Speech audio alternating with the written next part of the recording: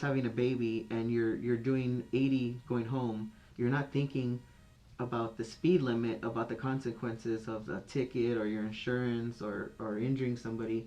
You're only thinking about the what's important, and you're not you do know what's right and wrong, but you're not. It's not registering. Okay, I can live with that, but explain that to me. What were your thoughts at the Capitol when you tasered Officer Fanone, or when you went into the Capitol building? If it was like that, I thought that we were gonna save this. I thought we were gonna do something. I thought that it was not gonna happen like that. I thought that Trump was the state president, and they were gonna find all this crooked stuff, and we were gonna get. I mean, we found out that we thought that we did something good. We were getting Nancy Pelosi. It was rumored that Nancy Pelosi got her laptop stolen, and that they found all this evidence on it, and it was a secret plan. We were like, it was like we were a distraction. We were put there to go distract, and so somebody can go get Pelosi's laptop and then get all the intel, and then we could just bust everything and find the truth, and it'll be all exposed, and we'll see that she's corrupt or some kind of evidence. And we thought we were part of a bigger thing. We thought we were being used as a part of a plan to save the country, to save America, to save the Constitution, and the election, the integrity. Like the ends justify the means kind of thing. Is that what you're saying? So we thought it was okay to do something wrong or illegal? Yeah, it's like they cheated with Trump, and they did all the elections. They're like, oh, Trump is so bad, where anything is okay, and so now it's okay. We didn't go light fires. I wasn't trying to hurt. But help me understand that for a second. So, it was wrong. It was wrong what they did to Trump, and that was wrong. So it's okay to do illegal things to right that wrong. Am I right? Is that... Look, when we talk about 1776, we see that there was a lot of violence. We had to go against the government, and people died, and there was actually a country something that came out good out of that, and it took like 3% of the population at that time to fight and to against Britain and create this country. And we knew that the founding fathers had told us about we have to, like, this is gonna come again, and that, like, all these plans were put in place so that this wouldn't happen. And I personally felt that this is something that the founding fathers of the country understood was going to happen again one day, and that we would be needed to do something righteous.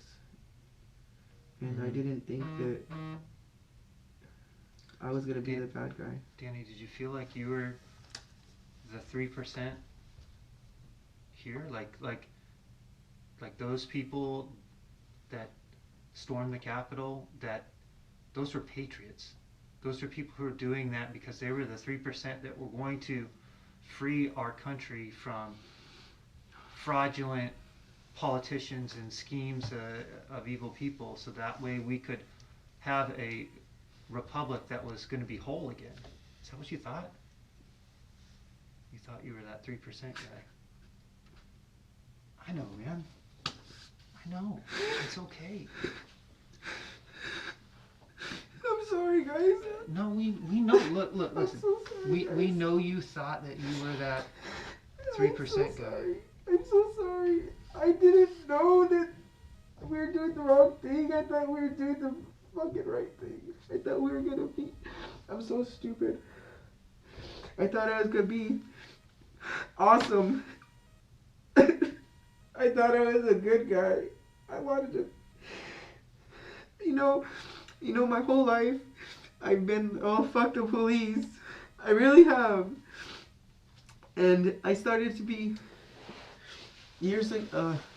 I got involved I came back from Arizona and I lived here, and I came back home to California, and I got involved with some bad people, some gang members, and I wanted to grow weed. I was growing weed. I got involved with the wrong people. I'm telling you, like, people, killers, like tattoos all over their face, like not good people. And I was growing weed with them, and I was like, yeah, this is cool. They got low riders and this and that, and I was like, oh, this is that lifestyle that's for me and whatever. But it wasn't. I didn't fit in. I'm a good person and I wanted to be a bad person, and it just didn't work for me. And I kept getting robbed, and they kept taking from me, and then Trump. And I was listening to Infowars, and I was like getting patriotic, and I ended up leaving all those people behind me, and I ended up being homeless. I put myself to be homeless because I didn't want to deal with these people anymore. They had something over me, and I'm lucky that I lost everything. I lost everything that I have nothing. I had what was in a suitcase, and now I don't even have that suitcase. But I wanted to be a good person. I wanted to get away from those criminals. I'm like, they don't have honor and integrity. They're not like what they seem. They're not about loyalty. This is not the kind of people that I want to be around. I was homeless, and I went and I called my mom, and I told her I needed somewhere to stay. I needed to come back home and move in. And Trump was already like, this is 2015, and I was already into Infowars and Alex Jones, and he's backing up Trump, and I'm like, all right, man, this is it. I'm gonna fight for this. I want to do this, and I went to Whittier and I volunteered for the Trump campaign. I did door to door. I did phone calls. I did all these things, and I just I went to the rally that when Trump came to town, we landed in Santa Monica. I was at that Beverly Hills Park, and I'm telling you, I argued with 200-300 people, and every single one of them, which is I embarrassed all of them. It was great. It was old videos. I don't know if there's video. You've seen those? Because I haven't even seen those. I saw some on YouTube. It was years ago, like 3-4 years ago. Then. It was the one where Trump was in L.A., right? Yeah, when he came to California. Did he come a couple times? Because I saw one maybe like a couple years ago. This was years ago. Yeah, he landed in Santa Monica, and he went somewhere in Beverly Hills, and I didn't know anybody. I couldn't find the rally, but I found the protesters. Little did I know there was actual Trump support like down the block somewhere, but I show up by myself with all the haters or whatever. But where was I going with this? Listen, you needed a cause. You needed a cause, and you found a cause. And listen, that cause has a lot of good things about it. Being a patriot's a great thing. Oh my God! But look what we're supporting the Constitution's a great thing. Yeah, that's what I thought. But listen, people make mistakes. Yeah. Entering the Capitol on January 6th, that was a mistake. Yeah. That was a bad choice. Tasering Officer Fanon, that was a really bad choice too. Yeah. But I just thought that we were going to end up on the right side. We're going to end up on the right side, and we had to get in there, and the cops are stopping us, and it's like, we don't want to fight with you. You're not, like you're protecting evil people. You're like, this is not right. And I didn't think I was going to hurt a cop. You got swept up in the moment, trying to do the right thing. Dude, that mob. When they say mob mentality, that's a thing. Sure. That really is. I didn't understand. Like, I don't, like, that's just a saying. But that's a thing. True. It can pull on your emotions. I didn't realize. But in the moment when you tased Officer Fanon, and in the moments when you went into the Capitol, you were aware that you were there, and you weren't having an out-of-body experience. You knew what was going on. You called for a taser. Even though you were swept up in it, you called for a taser. And not only did you take the taser, but then you put that taser on Officer Fanon's neck. Yes, I did. You even asked how to use it. Yes, I did.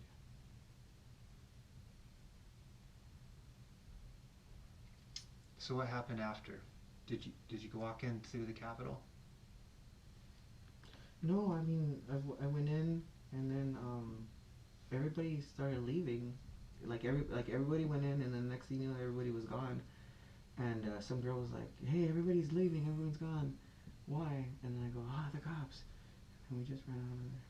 And then we came out, and it was all tear gas everywhere. And everything looked different.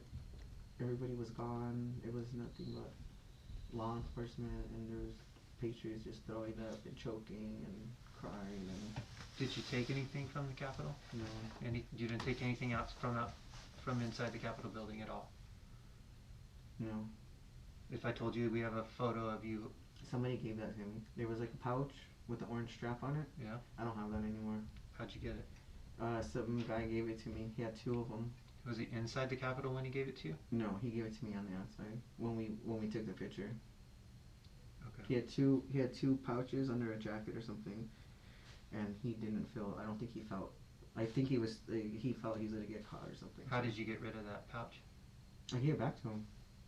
So you just held it for the photo, or did you bring it back No. here to LA? No, I didn't bring it back to him. I had it with me in the van, and then he said he gave it to me, and then he offered to. He said, we probably shouldn't have that. So where did you offload it? I gave it back to him. He But where were you at? You said it was you had it in the van. So was it in D.C., in Virginia, in Texas, in No, California? No, it was in D.C. somewhere. I don't know where he got rid of it. I think he just threw it in the garbage, in like a trash can. At the Airbnb? I think so. Who was it that gave you those pouches? I don't know his name. He has a beard. He was with you at the Airbnb? After. He didn't stay there. He visited, like, that night. Like, he came. Who else knows him? I don't know if anybody knows him. How did he get invited back to Airbnb? Because we recognized his face from Beverly Hills. So he's from LA. Yeah. Who is he right here? Oh. It's this guy right here where you can't see him. There's a person right here. That person where? Where? There's a person in here somewhere. Like there's gray or something. Like that's like that. There's a person there. Are you sure it's not this guy? He has a beard? No, not him. No, he's from like he's not from California. Who's him? Who is he? I don't know. He was somebody that we saw. I have no idea who that guy was. I thought he was cool though. Name these people for me. Yeah, who's this guy? That's Mello. Okay, who's this? Yeah, weird. Me. I don't know. Michelle. I don't know him. He's not from California though. That's Al from Scottsdale. Do you know his last name? Mm-mm. Who knows him? Al? Mm-hmm. Michelle. Oh, you know what? Michelle don't even like him. I don't know who knows him. And he drove with you guys? Is that the guy that, the Al that? Yeah, that's the Al that picked up on the way. Okay. Who's this? I don't know who that is. That might be Marcy. That might be Marcy. I don't know if that's a guy or a girl. That's Andy. That's I don't know. And the girl, I don't know either. And who all stayed in the Airbnb? Who actually slept there? I don't know because there was 3 or 4. There was people already there when we got there, and then they were there the one night, and then I didn't like. There was this cute girl there, and then she disappeared. I don't know where she went. She's not in the picture. Mm-hmm. Not all those people stayed there. I don't think. Like, okay, so there was it was 3 stories, and our little area was the bottom, the basement part, and there was a separate entrance. So unless you go upstairs, you don't know who's there, and you don't know, like. How many people you think total were there? There was a lot. I mean, there was a lot of people there, but there was, like I said, there Like was, how many? How many is a lot? 20, 30, 50? Oh, let me see here.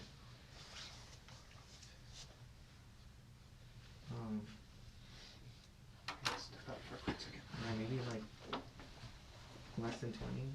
Less than 20? I mean, if there's 10, 11 people right there. So just an additional Like 10? Yeah, maybe at the most. Can I use the restroom too? Yeah, hold on. You wanna? Yeah, let's take a break. Okay.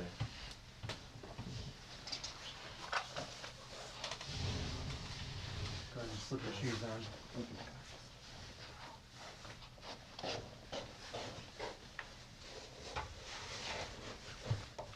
Let me go clear the glass.